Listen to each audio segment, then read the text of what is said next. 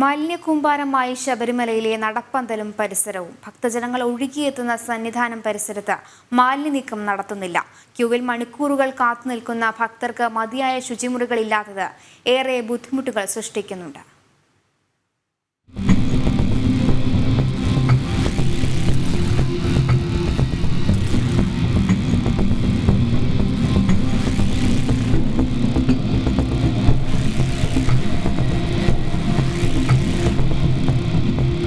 മണിക്കൂറുകളോളം ഭക്തർ ദർശനത്തിനായി കാത്തുനിൽക്കുന്ന നടപ്പന്തലും പരിസരവുമാണിത്.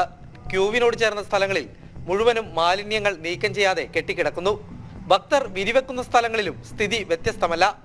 അഴുക്കും മലിനജലവും നിറഞ്ഞ സ്ഥലങ്ങൾ ഈച്ചകൾ കൈയടക്കി.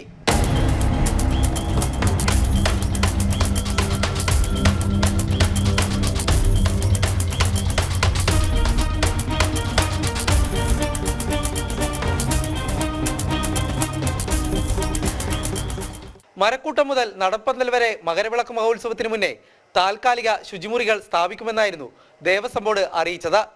മണിക്കൂറുകളോളം ക്യൂവിൽ കാത്തുനിൽക്കുന്ന ഭക്തർക്ക് മലമൂത്ര വിസർജനത്തിന് നടപ്പന്തലിൽ എത്തേണ്ട സ്ഥിതിയാണ്.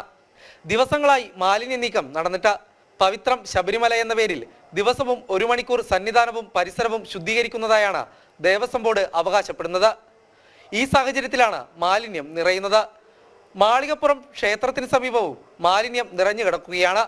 ഈ സ്ഥലങ്ങളിൽ വിരിവെക്കേണ്ട ഗതികേടിലാണ് ശബരിമലയിലെത്തുന്ന ഭക്തർ. ജനം, സന്നിധാനം.